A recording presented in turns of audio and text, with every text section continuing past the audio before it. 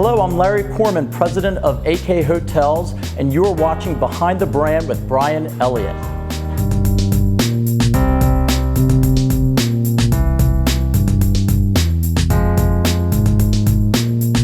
I consider myself an entrepreneur in the sense that I recognize the importance of blazing new trails. I recognize the fun in trying something different, not worrying about whether or not it works or doesn't work at first, but to learn from the experience of trying it.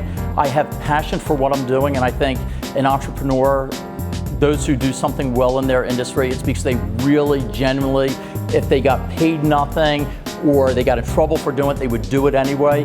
And this is what I would do if it paid nothing. And sometimes I don't even know what it pays or doesn't pay. So I think the best advice that I could give a young entrepreneur is perseverance, that you have to be willing to push. You have to be patient to some degree, but there has to be a lot of work, a lot of hard work, a lot of patience, but a lot of passion and pursuit to get to where you envision.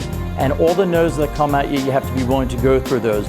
And one of the things that I've learned through these years, that if you have this vision, this dogged determination to get to where you want to go to, you just keep pushing to get there, and every wrong turn you make, you can get up and make a right turn.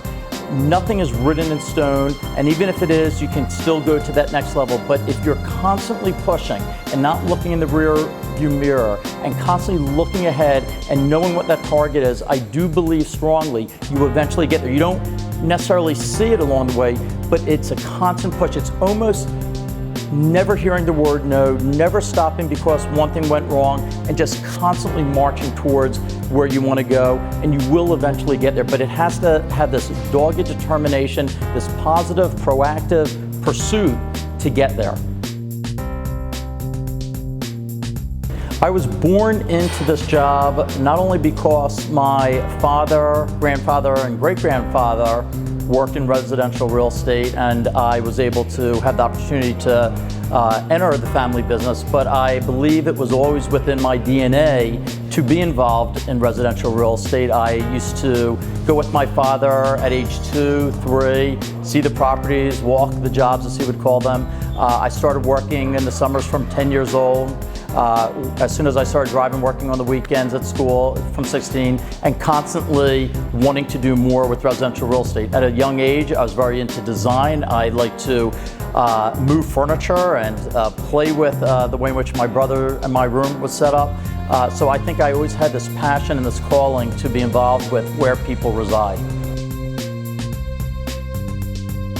AKA is really an evolution of something my father had discovered by accident 51 years ago. His father had built a circular pie-shaped apartment community. Nobody in Philadelphia was ready for a pie-shaped apartment. They could not rent them, and he recognized there was an unmet need between the daily stay of a hotel and the annual stay of an apartment, and people started coming in. Could I rent it for 2 months, 3 months? Could you furnish it? How about a TV? And what I've been doing is evolving that furnished apartment concept over the last 30 years.